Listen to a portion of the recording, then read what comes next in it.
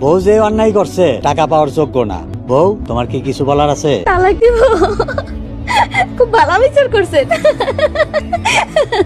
তুই বিচারে এমন করে হাসলি, এনে তোর কি হয়েছে? ভাবি, কেউ এরকম করে সবার সামনে হাসে? কি করবো, আমি তো দুঃখ নিতে পারি না।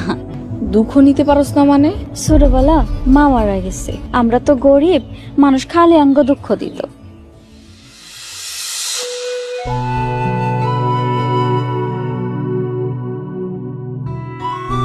সরলা, তোর মাথায় এত ময়লা কেন রে? আব্বা, কতদিন হলো সাবান শ্যাম্পু আইনা দেন না, ময়লা থাকবো না? কি কমু, টাকা নাই রে মা। যখন টাকা হইব তখন আইনা দিন। ভাইজান, কালকে সকালের ভিতরে বাড়ি খালি করে চলে যাবেন। কেন আমার বাড়ি আমি সারুম কেন? এই বাড়িতে আমারও ভাগ আছে। তোর ভাগ তুই আগে বুঝা নিছস। কি বললা? বাড়ির ভাগ যদি না দাও একদম মেরে ফেলাম। সকালের ভিতরে বাড়ি খালি করবে। কি হলো তোরা এত বড় শহর? হ্যাঁ, কি হয়েছে মা? কি হয়েছে মা? সকালবেলা আসবো আবার।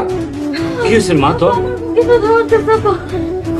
চল চল, তাড়াতাড়ি ডাক্তারের কাছে চল।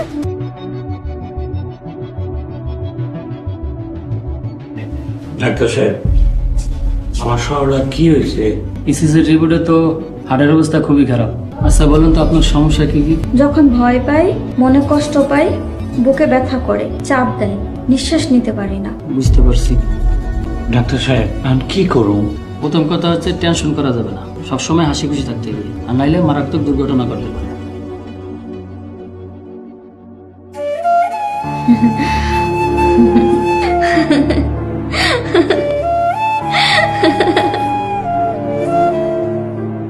সেই দিনের পর থেকে সারাক্ষণ হাসি খুশি থাকি।